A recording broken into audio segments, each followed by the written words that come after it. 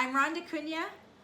I'm one of the librarians at the Stevens Memorial Library, and I'm here to tell you about a fun new program that we have for the summer called Community Creates. The idea for Community Creates came from being in isolation and having everything in our lives be completely virtual. And I don't know about you, but after a while I got pretty tired of just watching. So we tried to come up with a way that we could actually make something with our hands or with our imaginations and then contribute that individual thing that we each make to something bigger and community-based. So the first Community Creates that we made was called Wish in a Jar. And it was a simple drawing of an empty jar, and we asked you to put your wishes for yourself, your community, the world, whatever you wanted, inside that jar. Take a picture of it and then send it back to us. That's what we asked, that's what you did. We didn't get as many responses as we'd like, so the video that was created from those responses is really short. So this time we're hoping that we'll get a better response for Community Creates number 2, which is called Plant a Paper Flower Garden. So what we've done is we've created kits with all the paper that you need to create a flower. There's a link to a YouTube video that you can watch to learn how to make it.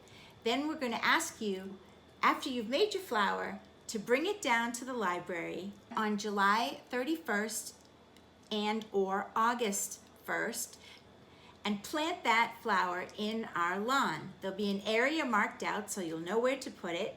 We ask that you practice social distancing, wear a mask if necessary, and come and contribute to a big community garden.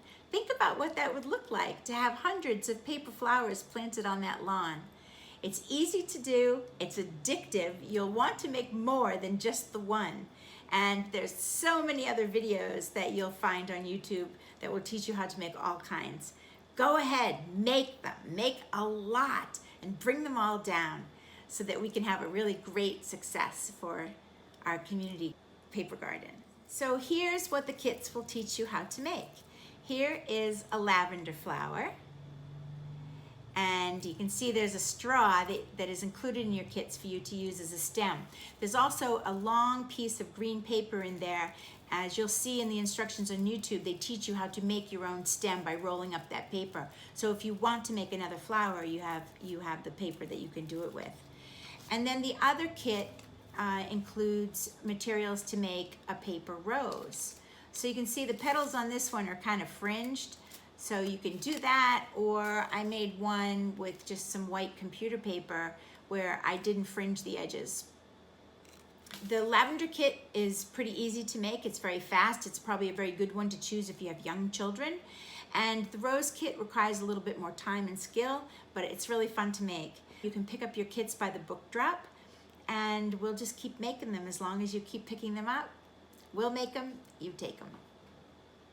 Show your community spirit, get your creative juices flowing, make something with your hands, and then come and share it with us as a community. We'll see you at the end of the month at the library for the planting days.